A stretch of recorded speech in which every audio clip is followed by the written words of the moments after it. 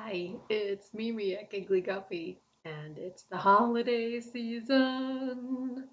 So, the only um, Christmas book that I own is this book, and it's called Harold at the North Pole.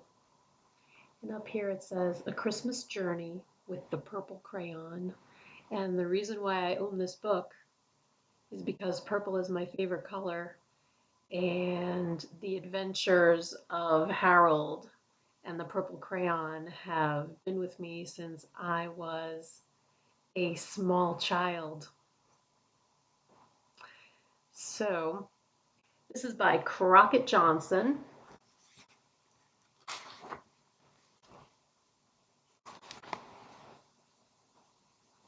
Yeah, Harold's Purple Crayon Adventures. And there he is. Oh my gosh, he's so cute.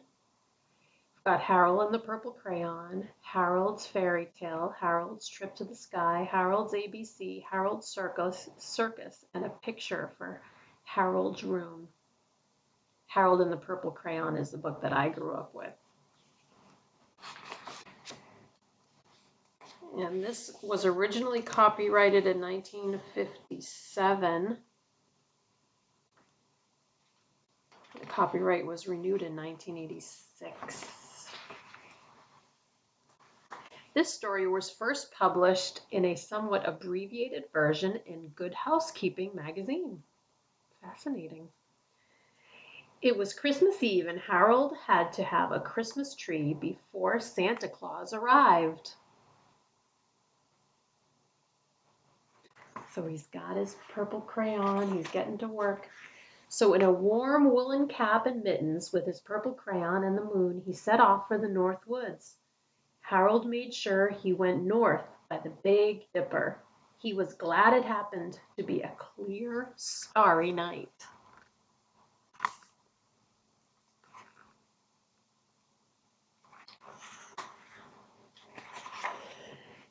Suddenly he remembered Santa Claus came by sleigh. There would have to be snow.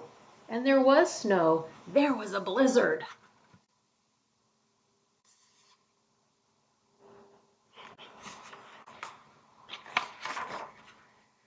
Harold shivered. It's a fine night to be out, he thought, for a snowman. The snowstorm was worse than he imagined. Even a snowman didn't look cheerful in it.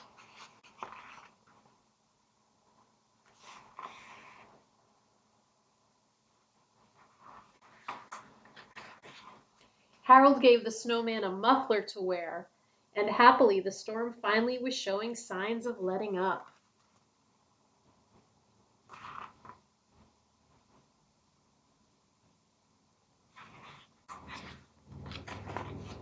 The snow stopped falling, but it lay in big drifts. It covered everything. From the looks of things, Harold thought he might very well be at the North Pole.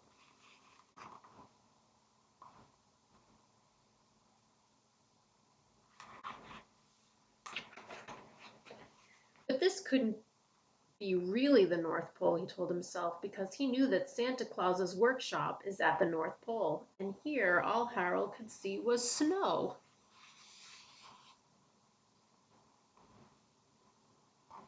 Climbed up the candy cane, drew the candy cane, then climbed up the candy cane. Still, it did look remarkably like the North Pole, Harold reflected as he climbed up on a snowdrift as big as a house.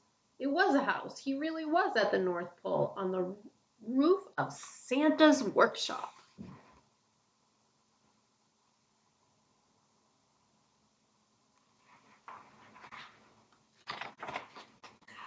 With smooth snow over the eaves, Harold was sure Santa Claus was inside. He was snowed in, and it was the night before Christmas.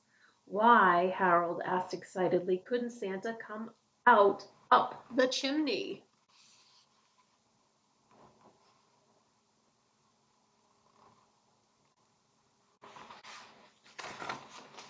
Then he realized that was a silly question. Of course Santa Claus could come up a chimney.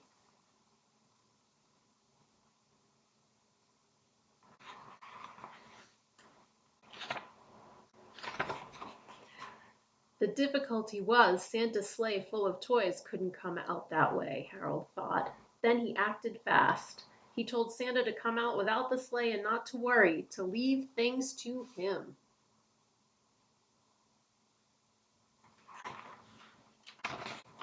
Santa Claus appeared to be rather doubtful, but Harold confidently went to work lining up the reindeer.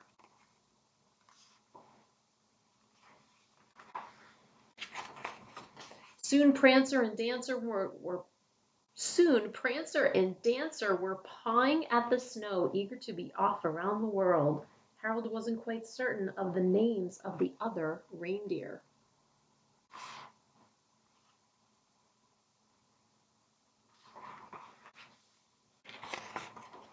But he made sure there were 8 of them. They were all handsome and spirited animals.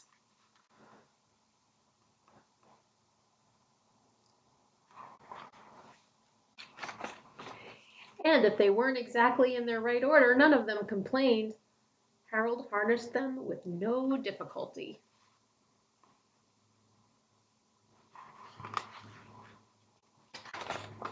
And he hitched them to a splendid sleigh.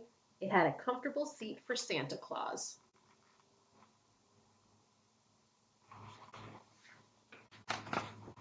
And it had room for a sizable bag of toys. He generously filled the bag to overflowing.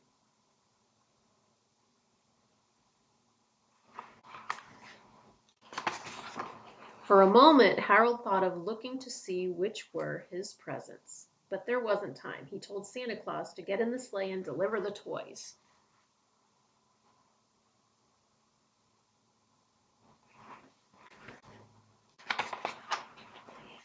And without more ado, he waved goodbye. He would have liked to ride with Santa, but he still had to find a Christmas tree.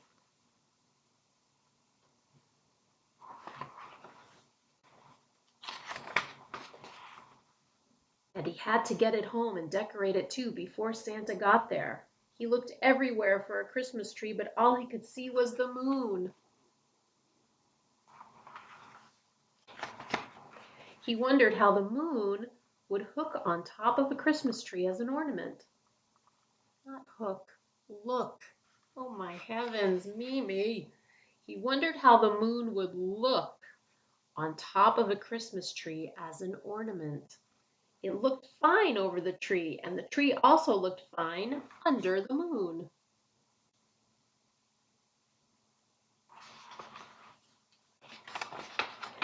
It was just the tree he had been looking for. Now the only problem was to get it home. It had to stand in the living room between the fireplace and the big soft chair.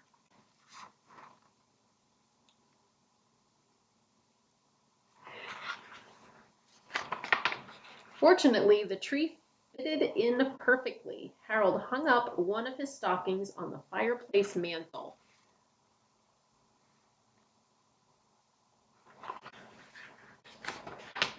And he climbed into the big soft chair to wait for Santa Claus to arrive.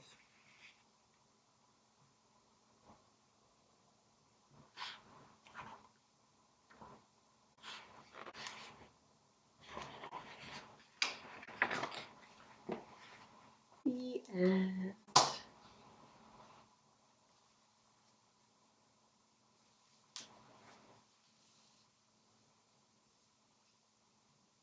Harold is so creative with his purple crayon.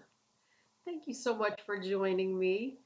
I hope you enjoyed that book, and I look forward to seeing you next time. Read it when I read another book to make you smile.